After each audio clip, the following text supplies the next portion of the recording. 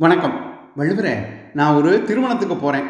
மொய் வைக்கிறது ஒரு பக்கம் இருந்தாலும், மணமக்களுக்கு இப்படி வாழுங்கன்னு அறிவுரை சொல்ற மாதிரி என்ன சொல்லி வாழ்த்துறது? நல்லா கேட்ட. இல்வாழ்க்கையில அன்பும், அறனும் குறையாம இருக்கணும்.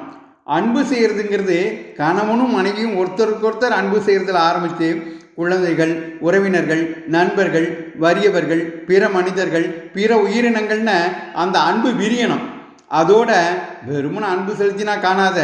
அதனால குடும்பம், சுற்றம், நண்பர்கள், பிற மனிதர்கள், ஏன் பிற உயிரினங்களுக்கு உதவுற மாதிரி தன் வருவாயை பகுத்து செலவிடணும். இந்த அன்பும் அறனும் இருக்கே, ஒருவனுடைய இல்வாழ்க்கையின் பண்பும் அதுதான், இல்வாழ்க்கை நடத்துறனுடைய பயனும் அதுதான். அதைத்தான் அன்பும் அறனும் உடைத்தாயின் இல்வாழ்க்கை பண்பும் பயனும் அது அப்படின்னு இல்வாழ்க்கை அதிகாரத்தில் 45வது குறளாக சொல்லி வச்சேன். அன்பும் அறனும் தான் ஒருவனுடைய இல்வாழ்க்கையின் பண்பும் பயனும். அருமை வள்ளுவரே.